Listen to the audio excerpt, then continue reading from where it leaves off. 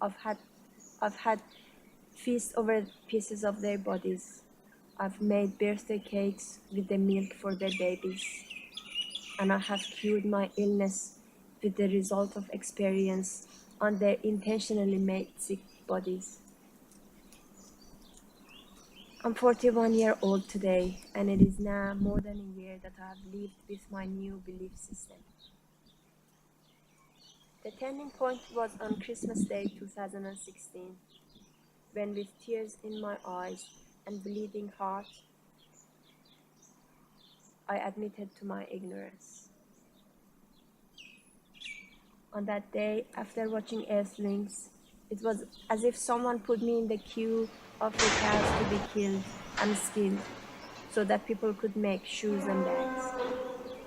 It was as if someone put me next to the thousands of chickens in that shed filled with suffocating smell of feces, where my days were turned to 2 days using an artificial sun so that I laid 2 eggs per human day. One day my womb came out with one egg and I was killed by the beaks of my fellow inmates. It was as if someone put me in the place of that elephant who has tried to rebel over and over to break my chain, rebelling against being a clown for humans every day, and I've been defeated by the humans' buttons and spears every time. They put me in the place of that little mouse that has been force-fed bleach to find out how poisonous the chemical is. I was strong and the dose didn't kill me, so they fed me more. Now I'm on the table in the lab with my gut open, so that the scientists can find out what the third dose of bleach that has killed me has done to my digestive system. As if someone put me in the place of that calf that didn't even drink her mother's milk for one day because it was up for sale. They killed my brother because he was considered waste, and I have been sent to this tiny stable to replace my mom sometime soon.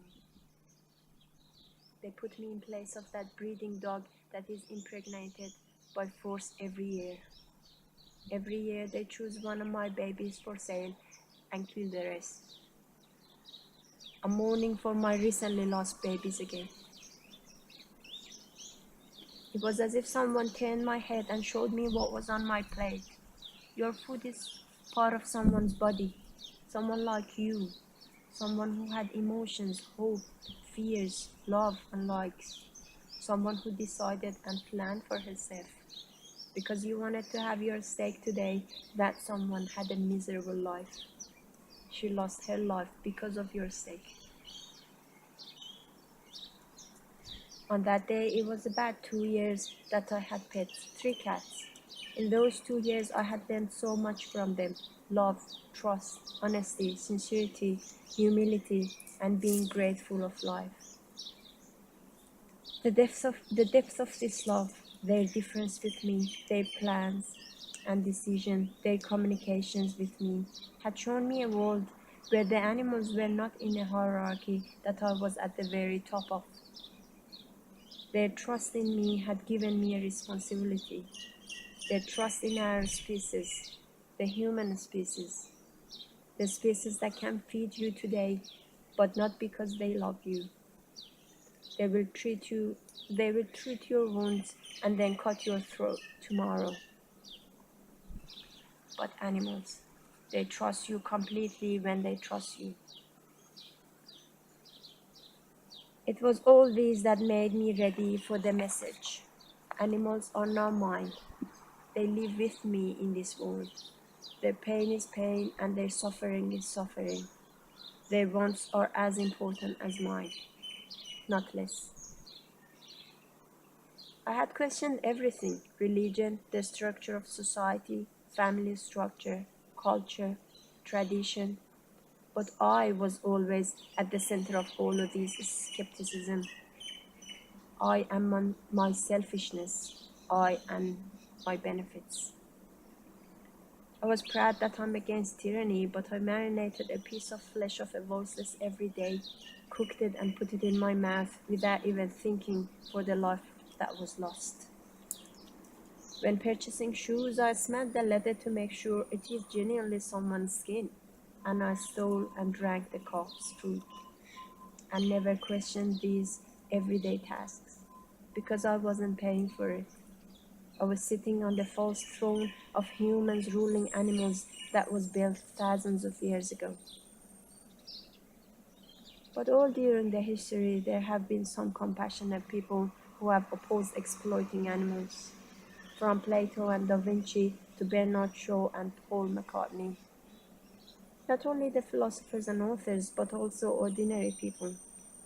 I have a friend who fought with her family when she was only 8 years old for not eating meat.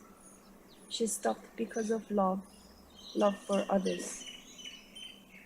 And I, who always was proud of my rebellions, had never thought of anyone else but myself in my rebellions. I am embarrassed, and I will never be able to apologize from the ones that I've made to suffer. I will never be punished for the lives that have been lost because of me. I'm 41-year-old today. I have a sorrow as deep as 40 years. A sorrow that is immense, that I will never, and I, a sorrow that is immense and that I will always carry. However, I have a love that makes me humble, that makes my heart more compassionate and my world bigger. I think of the children in Yemen and Syria. I think of the asylum seekers on the boats in the middle of the oceans. I think of the life expectancy of Australian Aboriginals and the people affected by earthquake in Iran. But I also think of the cries of mother cows and the screams of chickens when their little throats are cut. It has been a year that I've tried my best to avoid exploiting animals. And in this 1 year, I've experienced the most beautiful days of my life. Days enriched by my new love.